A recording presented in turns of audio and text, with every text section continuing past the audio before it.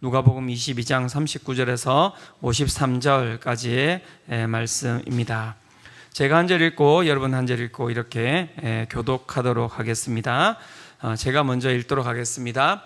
예수께서 나가사 습관을 따라 감람산에 가시매 제자들도 따라갔더니 그곳에 이르러 그들에게 이르시되 유혹에 빠지지 않게 기도하라 하시고 그들을 떠나 돌 던질 만큼 가서 무릎을 꿇고 기도하여 이르시되 아버지여 만일 아버지의 뜻이거든 이 잔을 내게서 옮기시옵소서. 그러나 내 원대로 마시옵고 아버지의 원대로 되기를 원하나이다 하시니 천사가 하늘로부터 예수께 나타나 힘을 더하더라. 예수께서 힘쓰고 애써 더욱 간절히 기도하시니 땀이 땅에 떨어지 빗방울 같이 되더라. 기도 후에 일어나 제자들에게 가서 슬픔으로 인하여 잠든 것을 보시고 이르시되 어찌하여 자느냐 시험에 들지 않게 일어나 기도하라 하시니라. 말씀하실 때에 한 무리가 오는데 12 중에 하나인 유다라 하는 자가 그들을 앞장서 와서 예수께서 입을 맞추려고 가까이 하는지라. 예수께서 이르시되 유다 내가 입맞춤으로 인자를 파느냐 하시니 그의 주위 사람들이 그 된 일을 보고 여짜오되 주여 우리가 칼로 치리이까 하고 그 중에 한 사람이 대제사장의 종을 쳐 떨어뜨린지라. 예수께서 일러 이르시되 이것까지 참으라 하시고 그 길을 만져 낫게 하시더라. 예수께서 그 잡으러 온 대제사장들과 성전의 경비대장들과 장로들에게 이르시되 너희가 강도를 잡는 것 같이 검과 뭉치를 가지고 나왔느냐. 함께 읽겠습니다. 내가 날마다 너희와 함께 성전에 있을 때에 내게 손을 대지 아니하였도다. 그러나 이제는 너희 때요 어둠의 권세로다 하시더라. 아멘. 여러분에게 만약 살 날이 하루밖에 남지 않았다면 무엇을 할 것 같습니까? 그렇게 이제 저 가운데 저도 질문을 해보면 가장 의미 있는 제 삶 가운데 가장 의미 있는 행동을 할 것이라고 생각이 들었고요. 또 가장 의미 있는 사람들과 함께 할 것이라는 생각이 들었습니다. 그렇지 않겠습니까? 이제 하루밖에 남지 않았고 나에게 주어진 그 하루의 삶을 나는 내 삶 가운데 가장 의미 있는 행동을 찾아서 할 것이고 가장 의미 있는 사람들과 함께 할 것입니다. 그리고 그 사람들에게 나와 함께하는 사람들에게 내 생에 가장 중요한 메시지를 전달할 것입니다. 오늘 본문은 예수님께서 십자가의 죽음을 이제 눈앞에 두고 그 가운데 무엇을 하셨는지를 보여주고 계시는 본문이라고 할 수 있습니다. 누가복음 22장 39절에서 40절은 그 죽음을 눈앞에 둔 예수님께서 누구와 그 가운데 어떤 일을 하셨고 어떤 메시지를 던지고 계시는지를 보여주고 있습니다. 함께 누가복음 22장 39절과 40절 같이 한번 읽어보도록 하겠습니다. 자, 시작. 예수께서 나가사 습관을 따라 감람산에 가시매 제자들도 따라갔더니 그곳에 이르러 그들에게 이르시되 유혹에 빠지지 않게 기도하라 하시고. 네, 예수님께서 이제 죽음을 눈앞에 두시고 그 가운데 무엇을 하셨는지에 대해서 성경이 무엇이라고 이야기하고 있습니까? 습관을 따라 감람산으로 가셨다. 겟세마네 동산이라고 이야기하죠. 감람산으로 가셨다라고 이야기를 하고 있습니다. 이 습관을 따라 감람산으로 가셨다라고 이야기할 때 그 가운데 생략되어 있는 것은 무엇이냐면 기도하러 가셨다는 것입니다. 그분은 기도하러 가셨고요. 그리고 그 가운데 누구와 함께 가셨습니까? 그의 사랑하는 제자들과 함께 기도하러 가셨다라고 이야기를 하고 있습니다. 그리고 그곳에 이르러 그 사랑하는 제자들에게 무엇이라고 말씀하셨습니까? 40절에 보면 이렇게 이야기하고 있죠. 유혹에 빠지지 않게 기도하라 라고 제자들에게 말씀하셨습니다. 죽음을 눈앞에 두시고 예수님이 하셨던 행동, 죽음을 눈앞에 두시고 함께 하셨던 사람들, 죽음을 눈앞에 두시고 예수님께서 그들 가운데 던졌던 메시지, 그것은 너무너무 중요한 것이라고 할 수 있을 것입니다. 예수님께서 제자들에게 많은 말씀을 하셨겠지만 죽음을 앞두시고 사랑하는 제자들에게 주신 이 말씀이 그렇다면 얼마나 중요한 말씀이겠습니까? 그렇죠? 너무너무 중요한 말씀일 것입니다. 그게 그들에게 무엇이라고 말씀하셨다고요? 유혹에 빠지지 않게 기도하라 라고 말씀하셨습니다. 유혹에 빠지지 않게 기도하라. 유혹이라는 것이 무엇이었기에 예수님께서는 이 제자들에게 유혹에 빠지지 않게 기도하라고 말씀하셨을까요? 예수님의 생을 살펴본다면요, 예수님의 사역의 시작은 무엇으로부터 시작하는지 아십니까? 유혹으로부터 시작합니다. 누가복음 4장 1절과 2절이 이렇게 이야기를 하고 있습니다.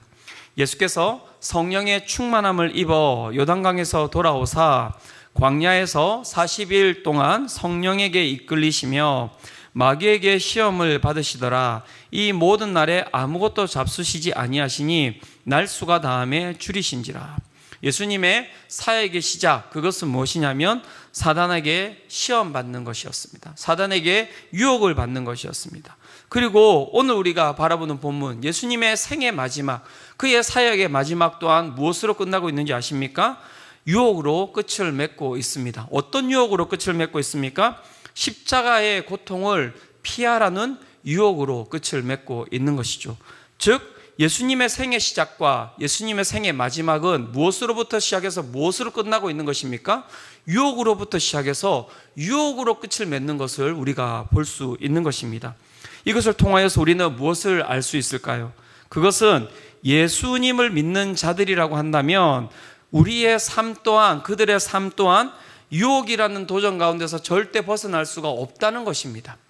우리의 삶은 이 땅 가운데서 반드시 유혹에 거하게 된다라고 할 수 있는 것이죠.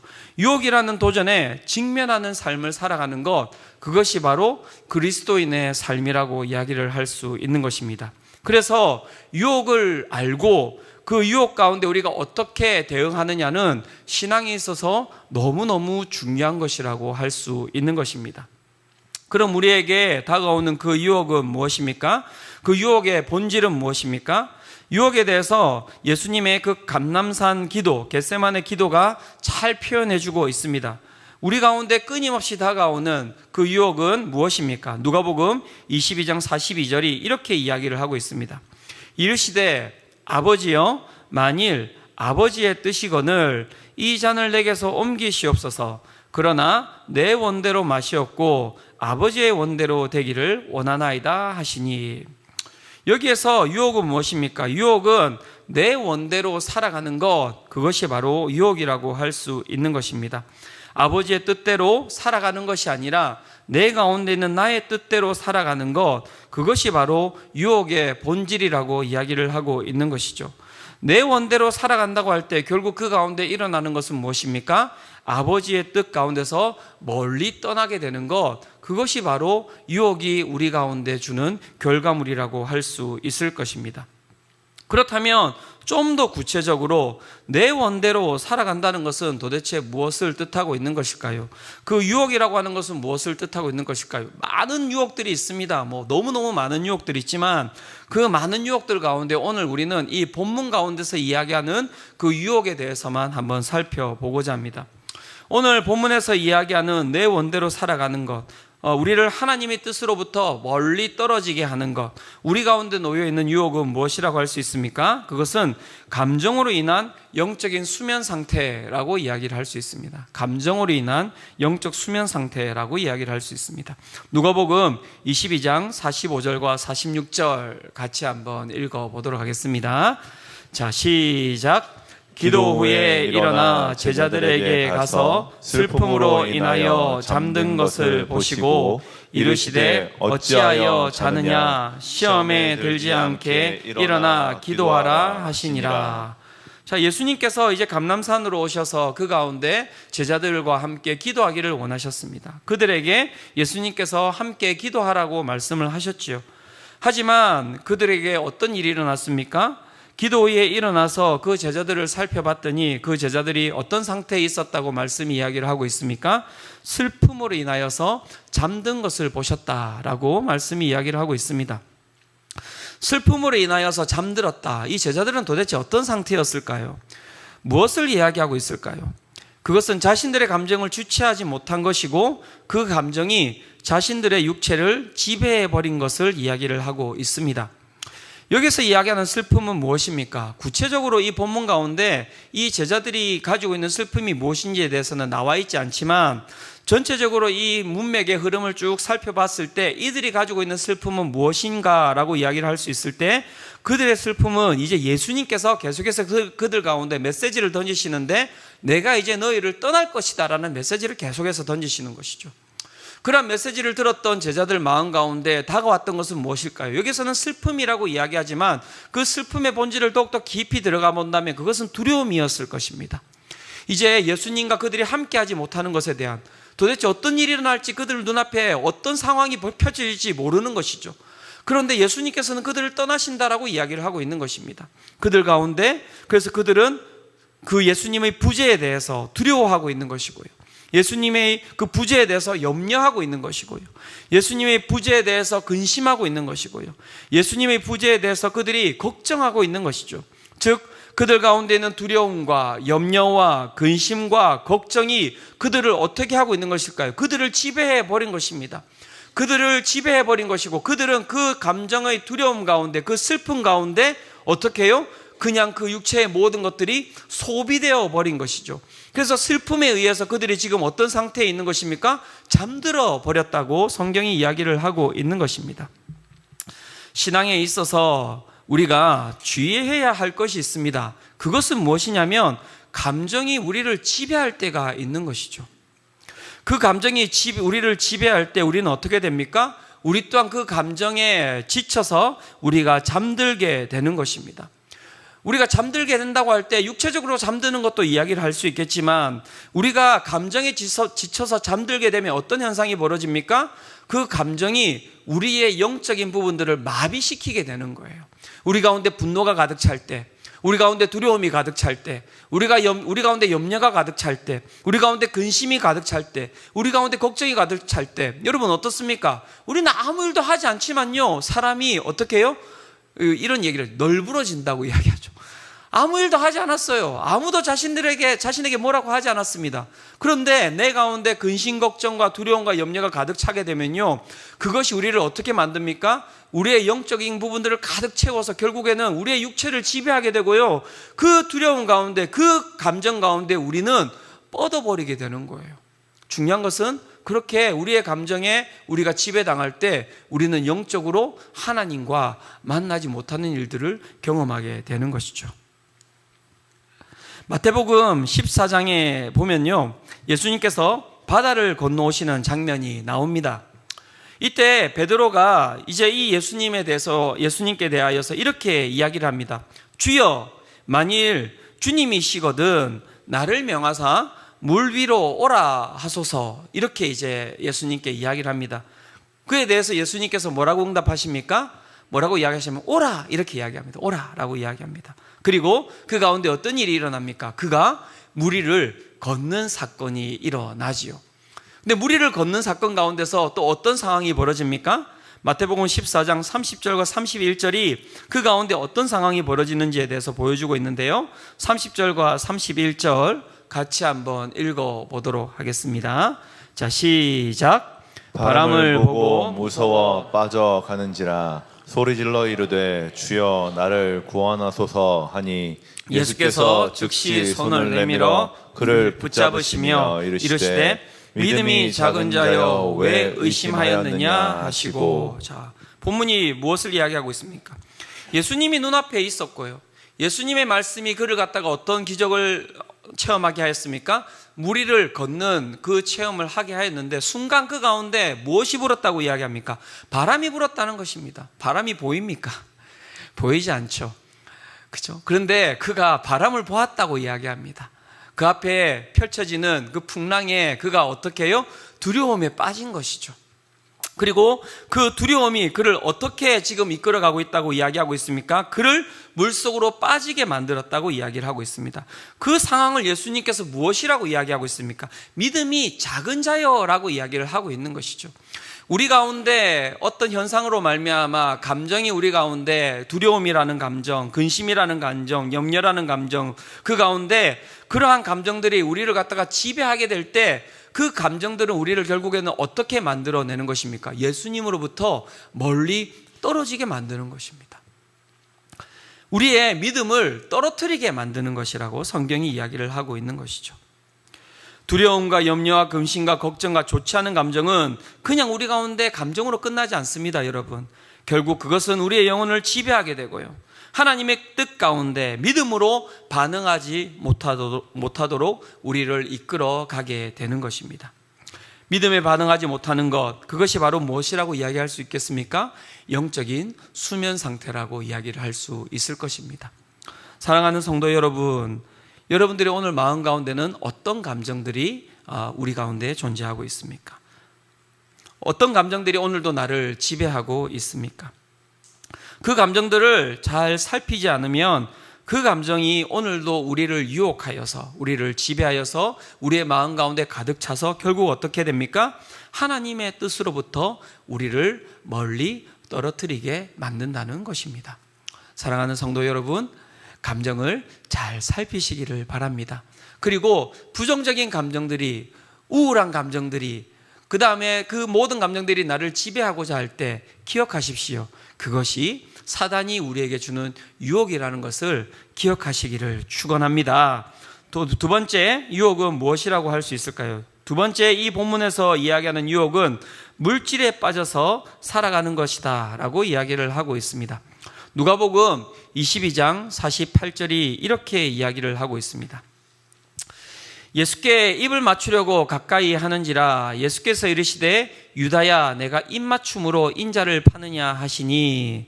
자, 이 감난산에 이제 올라갔던 그 사건 가운데 이제 어떤 일이 벌어집니까? 이제 예수님을 팔았던 유다가 그 가운데 병사들을 데리고 와서 예수님이 어떤 분인지를 갖다가 이제 이 병사들에게 가르쳐주는 장면이 나오는 것이죠.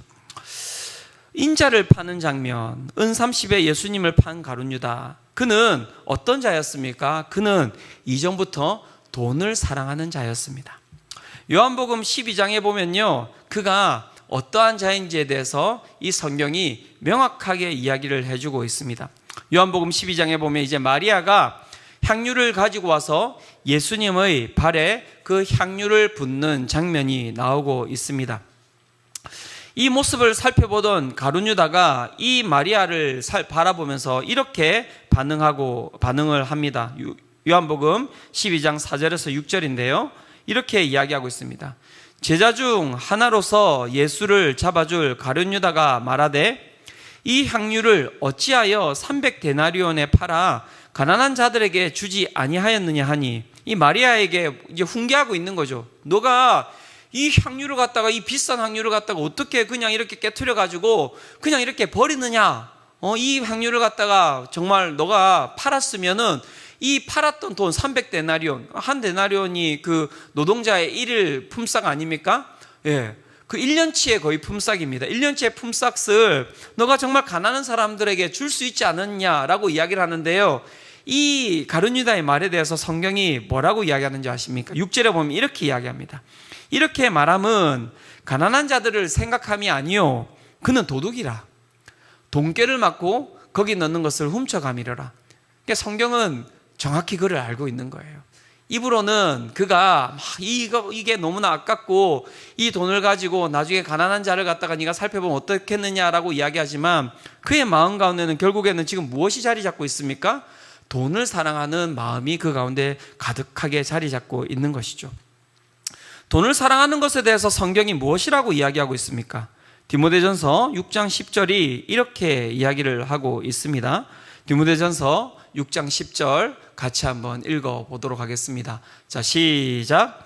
돈을 사랑함이 일만 악의 뿌리가 되나니 이것을 탐내는 자들은 미혹을 받아 믿음에서 떠나 많은 근심으로써 자기를 찔렀도다. 네, 우리 가운데 어마어마한 유혹이 있다는 거예요. 그 유혹이 무엇입니까? 앞에서 감정에 대한 이야기를 했지만 감정보다도 더 무서운 유혹은 무엇이냐면 물질에 대한 유혹, 돈에 대한 유혹이라고 이야기를 할 수 있을 것입니다. 돈을 사랑함이, 이 돈이라는 것이 실제적으로는 중립적인 것이거든요. 그런데 그것을 사랑하게 되면 어떤 일이 벌어지는가라고 이야기할 때 일만하게 뿌리가 된다는 것입니다. 정말 이것이 나쁜 우리 가운데 악함이 된다라고 이야기를 하는 것이고요.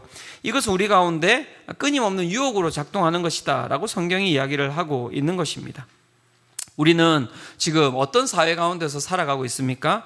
우리가 살아가는 사회는 물질 만능주의 사회입니다. 돈이라고 한다면, 물질이라고 한다면 무엇이든지 모든 것을 가능케 하는 사회 가운데서 우리는 살아가고 있다고 할 수 있죠. 돈이 있으면 모든 것을 살 수 있다라고 이야기하고요. 돈이 없으면 내 가운데 자녀라고 한다 할지라도, 내 가운데 부모님이라고 한다 할지라도, 내 가운데 가족이라고 한다 할지라도 과감하게 그 가운데서 살인을 저지르는 것이 이 세상이라고 할 수 있습니다. 즉 사람의 생명보다 훨씬 더 중요한 가치를 가지고 있는 것이 지금 무엇이 되어버렸습니까? 돈이 되어버린 사회라고 할 수가 있을 것입니다. 우리는 날마다 물질의 유혹 앞에 끊임없이 우리는 도전을 받으면서 살아가고 있습니다. 돈과 물질의 유혹은 우리의 눈앞에서 끊임없이 우리 가운데 찾아와서 우리를 넘어뜨리려 하고 있고 우리를 무너뜨리려 하고 있는 것입니다. 사랑하는 성도 여러분, 우리는 이 유혹 가운데 어떻게 이겨낼 수 있겠습니까? 다시 한 번 더 살펴보십시오. 유혹이라고 하는 것이 여러분 쉽다면은 예수님께서 정말 그 마지막에 여러분 정말 죽음을 하루 앞에 두고 제자들에게 다른 이야기하고 있었지 않겠습니까? 그런데 이것이 정말 쉽지 않은 일인 거예요. 앞에서 그냥 두 가지만을 이야기했습니다. 감정에 대한 부분을 이야기를 했고요. 물질에 대한, 돈에 대한 부분만을 이야기했는데 여러분 어떻습니까? 이 두 가지 여러분 쉽게 이기실 수 있습니까? 제가 봤을 때는 쉽게 이기는 분들을 찾지 못한 것 같습니다. 모두 다 항상 힘들어하는 건 무엇이냐면요, 내 감정의 흔들림에 대해서 힘들어하시는 것 같고요. 항상 기도 제목을 항상 살펴보면요, 그 가운데 항상 기도 제목은 물질에 대한 기도 제목, 이 두 가지가 오늘도 이 교회 가운데서, 이 공동체 가운데서 수많은 기도 제목들을 봤는데 항상 빠지지 않는 기도 제목들은 바로 이 감정과 물질에 대한 기도 제목들이 우리 가운데 빠지지 않는 것 같아요. 결국 이것이 우리의 신앙을 좌지우지하는 거대한 유혹이라고 이야기를 할 수 있는 것이죠. 그렇다면 유혹을 이겨내는 방법은 무엇입니까? 예수님께서 심플하게, 단순하게 우리 가운데 말씀하셨습니다. 누가복음 22장 40절 무엇이라고 이야기합니까? 그곳에 이르러 그들에게 이르시되 유혹에 빠지지 않게 기도하라 라고 이야기를 하셨고요. 또 누가복음 22장 46절에 보면 다른 단어를 쓰고 있지만 똑같은 언어로 예수님께서 제자들에게 이야기를 하고 계십니다. 뭐라고 말씀하고 계십니까? 이르시되 어찌하여 자느냐, 시험에 들지 않게 일어나 기도하라 라고 말씀이 이야기를 하고 있는 것이죠. 여기에 이야기하는 유혹, 여기에서 이야기하는 시험, 이것은 다 동일한 단어입니다. 예수님께서 말씀하셨습니다. 그분이 죽음을 눈앞에 두고 그 사랑하는 제자들을 불러서 그 가운데 수많은 말씀을 하실 수 있었지만 그 가운데 여러분 반복해서 제자들에게 던졌던 메시지는 무엇이냐면 너희의 삶 가운데 유혹은 사라지지 않을 거야. 너희의 삶 가운데 정말 너희가 태어나서 죽을 때까지 끊임없이 이 유혹이 너희들을 갖다가 너희들의 삶 가운데 존재할 것인데 그것을 너희들이 이겨낼 수 있는 방법이 있는데 그것은 무엇이라고 말씀하고 계십니까? 기도하는 것이라고 말씀하고 있는 것입니다.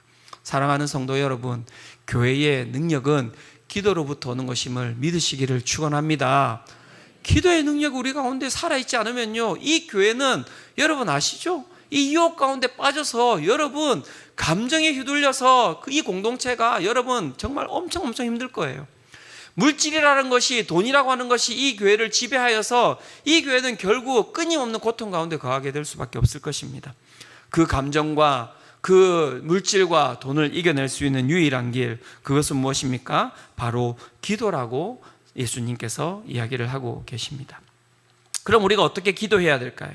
예수님께서 정말 자신의 그 모든 것을 이겨내기 위하여서, 유혹에 대해서 이겨내기 위하여서 예수님은 어떻게 기도하셨습니까? 누가복음 22장 44절이 이렇게 말씀하고 있습니다. 예수께서 힘쓰고 애써 더욱 간절히 기도하시니 땀이 땅에 떨어지는 핏방울같이 되더라. 어떻게 기도하셨다고요? 힘쓰고 애써 더욱 간절히 기도하셨다.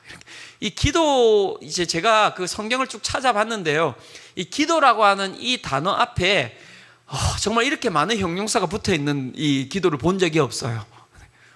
그리고 여기에서는 어떻게 보면 이 힘쓰고 애써라고 이야기하는 이 간절이라고 하는 이 헬라어는 성경 가운데서 단 한 번 쓰이고 있는 단어들입니다. 이 기도 가운데서만. 그러니까 여러분, 우리가 모든 기도에 이렇게 반응할 필요는 없어요. 그건 아닙니다. 그런데 우리 가운데 유혹이 다가올 때, 유혹이 우리의 삶을 흔들어 놓을 때, 여러분 어떻게 기도해야 되겠습니까? 여러분 어떻게 기도해야 되냐면 힘쓰고 애써 더욱 간절히 기도해야 되는 거예요. 유혹이 다가올 때는 그렇게 기도하셔야 됩니다. 잠잠히 기도할 수 있습니다. 그죠? 묵상 기도하는 거 틀린 거 아니에요. 그렇게 기도할 수가 있는데요, 여러분들을 오늘 이 감정이 나를 갖다가 지배하려고 할 때, 물질이 오늘도 내 삶 가운데 끊임없이 나를 무너뜨리려고 할 때, 그때는 어떻게 기도해야 된다고요? 힘쓰고 애써 더욱 간절히 기도해야 된다라고 이야기를 하고 있죠. 그래서 제자훈련과 사회훈련에서는 항상 이렇게 기도합니다. 제가 항상 보면 이미 감정에 이렇게 가득 차서 이렇게 우리 훈련생들이 오거든요.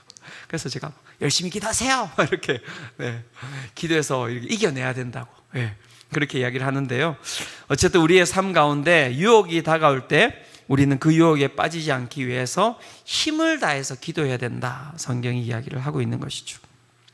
그렇게 기도하고 그렇게 간구하며 나아갈 때 그 기도와 간구는 우리를 어떻게 인도해 나가는 것입니까? 시편 34편 4절이 이렇게 이야기를 하고 있습니다. 시편 34편 4절 같이 한번 읽어보도록 하겠습니다. 자, 시작. 내가 여호와께 간구하매 내게 응답하시고 내 모든 두려움에서 나를 건지셨도다. 우리가 주님 앞에 그렇게 애써, 그 다음에 그 가운데 힘써서 그렇게 간절히 기도하며 나아갈 때 그 기도 가운데 어떻게 하나님께서 응답하신다고요?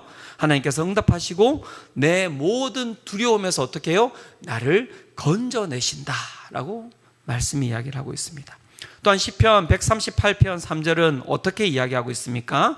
138편 3절도 같이 한번 읽어보도록 하겠습니다. 자, 시작. 내가 간구하는 날에 주께서 응답하시고 내 영혼에 힘을 주어 나를 강하게 하셨나이다. 그렇습니다. 우리가 하나님 앞에 정말 간절함으로 힘쓰고 애써 더욱 간절히 기도하며 나아갈 때 그 간구하는 날에 하나님께서 우리의 그 기도 가운데 응답하시고 우리의 영혼에 무엇을 주신다고요? 힘을 주어서 나를 강하게 하신다고 말씀 이야기를 하고 있는 것이죠. 기도와 간구는 우리를 두려움 가운데서 건지는 능력이 되는 것입니다. 기도와 간구는 우리의 영혼에 힘을 주어서 우리 가운데 다가오는 그 세상의 물질의 그 거대한 힘과 돈의 거대한 그 유혹을 이기게 하는 능력이 되는 것이라고 성경이 이야기를 하고 있습니다. 여러분, 말씀을 오늘도 믿음으로 받아들이시기를 축원합니다. 말씀을 우리는 믿는 수밖에 없어요. 그리고 말씀을 행하시는 분은 하나님이십니다. 그렇죠? 믿음으로 나아갈 때 오늘 이 말씀이 우리 가운데 실제가 되는 것이라고 할 수 있는 것입니다. 혹시 오늘 제자들과 같이 감정에 휩쓸려 가고 있는 분들은 없으십니까? 마음의 근심과 걱정과 두려움과 염려와 자책감으로 영적인 잠에 취해서 하나님 앞에 서 있지 못하는 분 이렇게 안 계십니까? 힘써야 합니다. 오늘 잘 나오셨습니다. 애써야 합니다. 더욱 간절함으로 기도하며 나아가셔야 됩니다. 믿음으로 하나님 앞에 그 두려움에 맞서며 그 내 가운데는 염려에 맞서며 내 가운데는 자책감에 맞서며 그렇게 기도하며 나아갈 때 하나님께서 오늘도 우리의 기도를 들으시고 그 두려움 가운데서 우리를 건지실 줄로 믿습니다. 또한 물질의 유혹, 돈의 유혹 가운데 오늘도 거하고 있는 분들 계시지 않습니까? 기도해야 됩니다. 힘써 간절함으로 기도하며 나아가야 됩니다. 그렇게 기도하며 나아갈 때 오늘도 하나님께서 우리의 기도 가운데 응답하여 주셔서 우리의 영혼 가운데 무엇을 주신다고요? 힘을 주셔서, 힘을 주신대요. 내 영혼이 힘이 없는데, 영혼에 힘이 없는 거 아시죠? 그냥 막 쓰러지면 바람이 부는 대로 막 그냥 휩쓸려서 그 가운데 그냥 종속되어서 살아가는 것, 힘이 없으면 종속되어 살아가는 거예요. 그런데 하나님께서 우리의 영혼 가운데 힘을 주셔서 나를 강하게 하여 주셔서 그것들을 이기게 하는 능력을 우리 가운데 허락하여 주신다라고 말씀하고 계시는 것이죠. 간절함으로 나아갈 때 하나님께서 주시는 힘을 그렇게 경험하시는 우리 모든 성도님들 되시기를 축원합니다. 기도는 우리에게 능력입니다. 이 시간 우리가 하나님께 이 기도 제목을 가지고 나아가기를 원합니다. 내 가운데 하나님 너무나 많은 유혹들이 있습니다. 오늘 이거 외에 또 다른 유혹들도 많이 있을 수 있습니다. 그런 유혹들이 있다면 그 모든 유혹들을 가지고 이 시간 주님께 가지고 나아가기를 원합니다. 싸워야 합니다. 힘써야 합니다. 애써야 합니다. 간절함으로 나아가야 합니다. 그렇게 간절함으로 나아갈 때 반드시 하나님께서 그 유혹 가운데서 우리를 건져내시리라고 믿습니다. 오늘 우리 가운데 그 모든 것들을 건져내시는, 그 유혹 가운데서 우리를 건져내시는 그 능력을 맛보시는 우리 모든 성도님들 되시기를 축원합니다. 이 시간 우리 함께 이 찬양 드리며 주님께 나아가기를 원합니다. 세상의 유혹 시험이 우리 함께 이 찬양 드리며 나아갈 때 주님, 그렇습니다. 오늘도 우리가 할 수 있는 것 기도밖에 없습니다. 우리는 기도를 하며 나아가지만 그 가운데 우리의 기도를 들으시고 직접 싸우시는 분은 누구십니까? 바로 이 땅을 통치하시는 전지전능하신 하나님이 싸우십니다. 우리가 그 하나님을 믿고 하나님을 신뢰함으로 이 시간 우리 함께 이 찬양 드리며 주님께 나아가도록 하겠습니다. 함께 찬양합니다.